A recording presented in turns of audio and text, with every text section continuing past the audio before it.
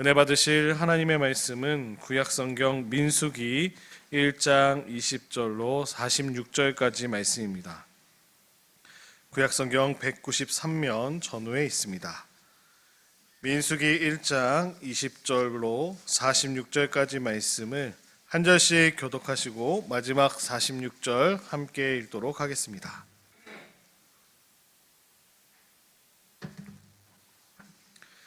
이스라엘의 장자 르우벤의 아들들에게서 난 자를 그들의 종족과 조상의 가문에 따라 20세 이상으로 싸움에 나갈 만한 각 남자를 그 명수대로 다 계수하니 르우벤 지파에서 계수된 자가 46,500명이었더라. 시므온의 아들들에게서 난 자를 그들의 종족과 조상의 가문에 따라 20세 이상으로 싸움에 나갈 만한 각 남자를 그 명수대로 다 계수하니 시므온의 지파에서 계수된 자는 59,300명이었더라. 갓의 아들들에게서 난 자를 그들의 종족과 조상의 가문에 따라 20세 이상으로 싸움에 나갈 만한 자를 그 명수대로 다 계수하니 갓 지파에서 계수된 자는 45,650명이었더라. 유다의 아들들에게서 난 자를 그들의 종족과 조상의 가문에 따라 20세 이상으로 싸움에 나갈 만한 자를 그 명수대로 계수하니 유다 지파에서 계수된 자는 74,600명이었더라. 이사갈의 아들들에게서 난 자를 그들의 종족과 조상의 가문에 따라 20세 이상으로 싸움에 나갈 만한 자를 그 명수대로 다 계수하니 이사갈 지파에서 계수된 자는 54,400명이었더라. 스불론의 아들들에게서 난 자를 그들의 종족과 조상의 가문에 따라 20세 이상으로 싸움에 나갈 만한 자를 그 명수대로 다 계수하니 스불론의 지파에서 계수된 자는 57,400명이었더라. 요셉의 아들 에브라임의 아들들에게서 난 자를 그들의 종족과 조상의 가문에 따라 20세 이상으로 싸움에 나갈 만한 자를 그 명수대로 다 계수하니 에브라임 지파에서 계수된 자는 45,000명이었더라. 므낫세의 아들들에게서 난 자를 그들의 종족과 조상의 가문에 따라 20세 이상으로 싸움에 나갈 만한 자를 그 명수대로 다 계수하니 므낫세 지파에서 계수된 자는 32,200명이었더라. 베냐민의 아들들에게서 난 자를 그들의 종족과 조상의 가문에 따라 20세 이상으로 싸움에 나갈 만한 자를 그 명수대로 다 계수하니 베냐민 지파에서 계수된 자는 35,400명이었더라. 단의 아들들에게서 난 자를 그들의 종족과 조상의 가문에 따라 20세 이상으로 싸움에 나갈 만한 자를 그 명수대로 다 계수하니 단 지파에서 계수된 자는 62,700명이었더라. 아셀의 아들들에게서 난 자를 그들의 종족과 조상의 가문에 따라 20세 이상으로 싸움에 나갈 만한 자를 그 명수대로 다 계수하니 아셀 지파에서 계수된 자는 41,500명이었더라. 납달리의 아들들에게서 난 자를 그들의 종족과 조상의 가문에 따라 20세 이상으로 싸움에 나갈 만한 자를 그 명수대로 다 계수하니 납달리 지파에서 계수된 자는 53,400명이었더라. 이 계수함을 받은 자는 모세와 아론과 각기 이스라엘 조상의 가문을 대표한 12지휘관이 계수하였더라. 이같이 이스라엘이 순이 그 조상의 가문을 따라 20세 이상으로 싸움에 나갈 만한 이스라엘 자손이 다 계수되었으니 계수된 자의 총계는 60만 3,550명이었더라. 아멘. 오늘 본문 말씀을 중심으로 영적 전쟁에서 승리할 수 있는 이유라는 제목으로 함께 은혜 나누는 오늘 이 새벽 되기를 소망합니다. 오늘 말씀 보시면 모세와 아론 또 12 각기 가문을 대표하는 12지휘관 레위 지파를 제외한 이스라엘 12지파에 속한 남자들을 다 계수하고 있습니다. 그 말씀이 이제 44절과 45절에 나오고 있죠. 그래서 르우벤 지파 20절에 보시면 장자 르우벤 지파로부터 시작해서 모든 종족과 조상의 가문을 따라 각 지파에서 20세 이상 싸움에 나갈 만한 자들을 모두 계수하니 오늘 마지막 읽으셨던 46절에 나온 대로 총 더해보니 60만 3,550명이라는 숫자가 나오고 있습니다. 신대원 입시 때 이 숫자를 이제 외우기 위해서 이렇게 외웠습니다. 602 사모한다 50을. 외우기 쉬우시죠? 602 사모한다 50을. 그래서 60만 3,550명. 네, 이렇게 해서 1차 민수기 때 계수한 인원을 이렇게 계수하였습니다. 외웠다는 것이죠.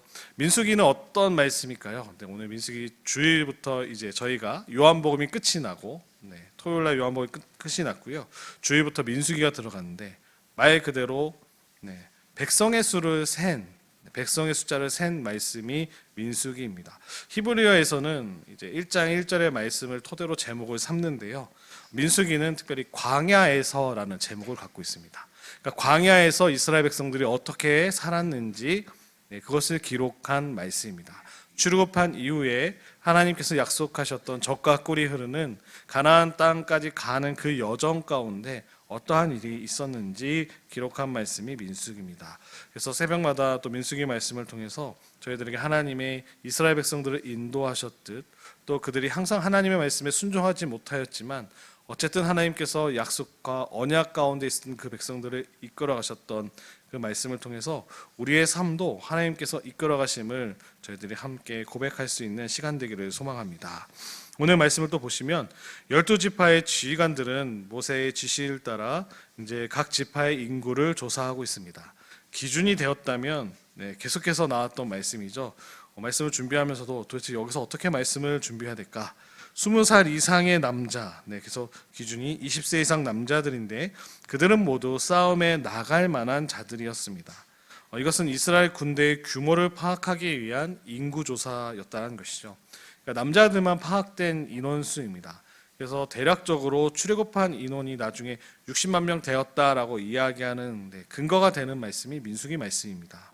남자만 60만 명이었고 또 아이들과 또 아내들까지 계산하면 뭐 200만 명에서 300만 명까지 이렇게 주장했던 이야기들이, 네, 이 말씀을 근거로 말하는 내용들입니다. 12지파의 조직은 군사적인 성격을 띠고 있습니다. 이제 가나안에 들어가기 위해서는 전쟁을 피할 수 없었기 때문입니다.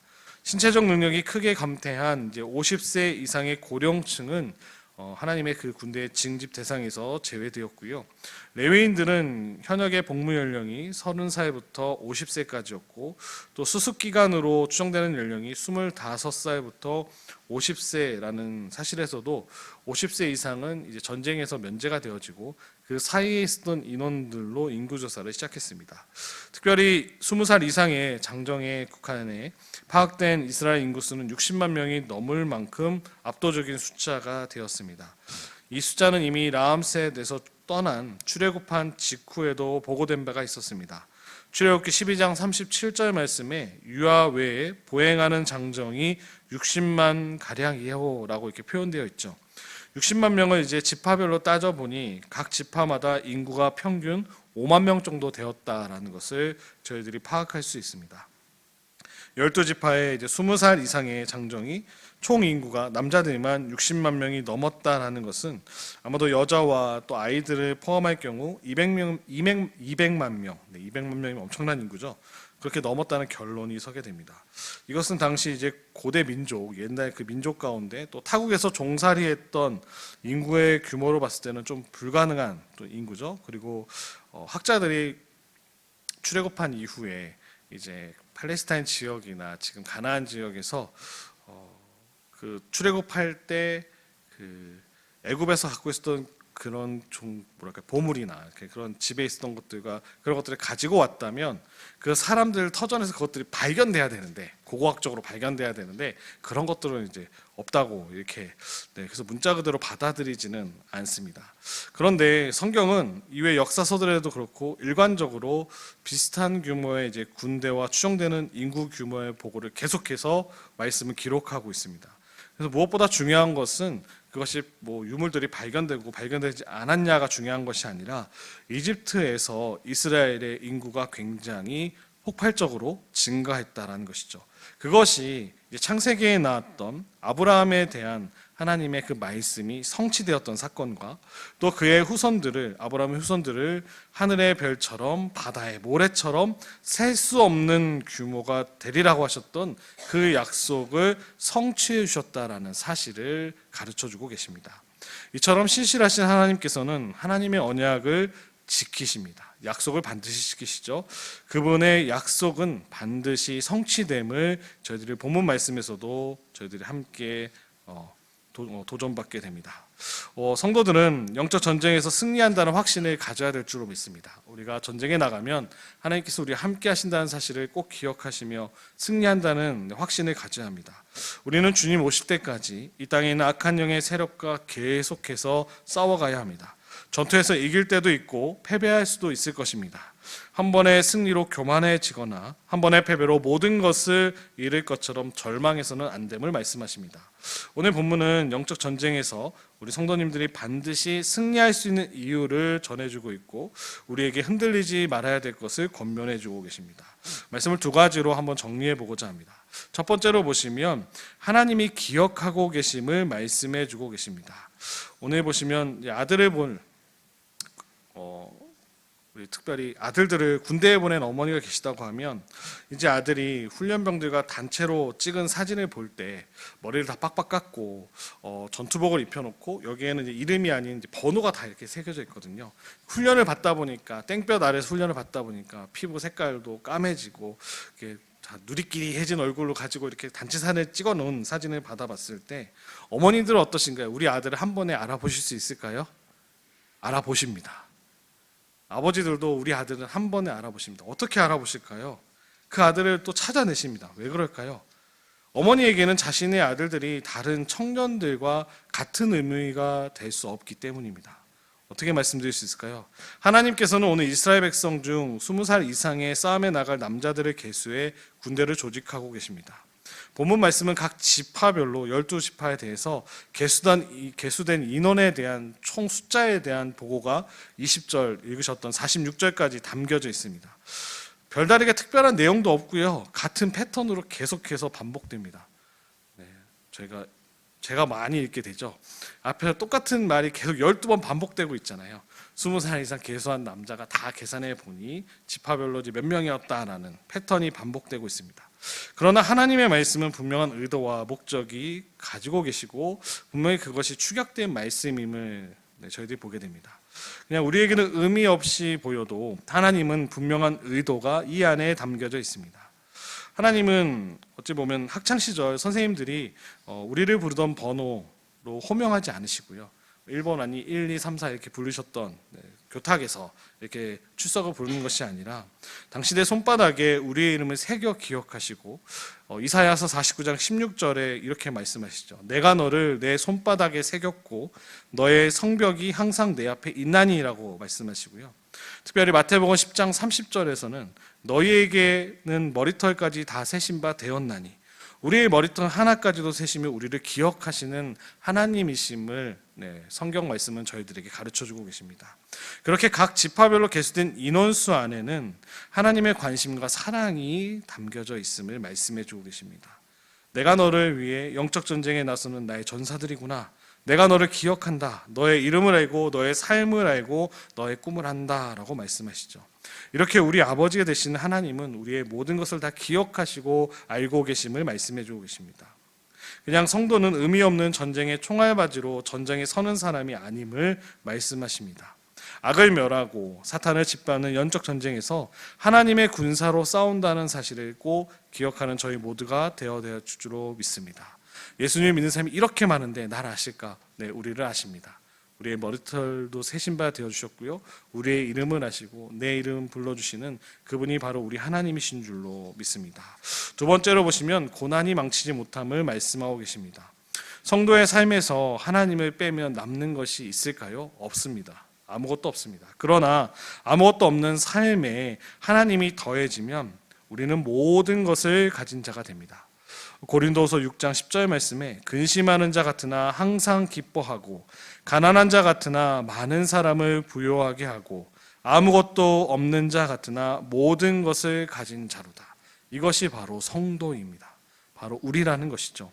성도는 하나님 안에서 모든 것을 할 수 있는 능력자가 되기도 하고요.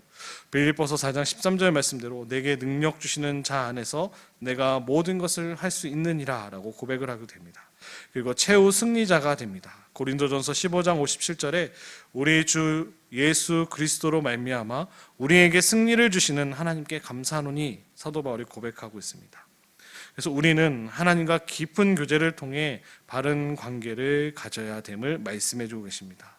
그러한 관계를 통해서 우리는 어떠한 상황과 환경에 휘둘리지 않는 담대함을 주님이 주셨다는 사실을 꼭 기억하시는 사랑하는 성도님들 되시기를 축원드립니다.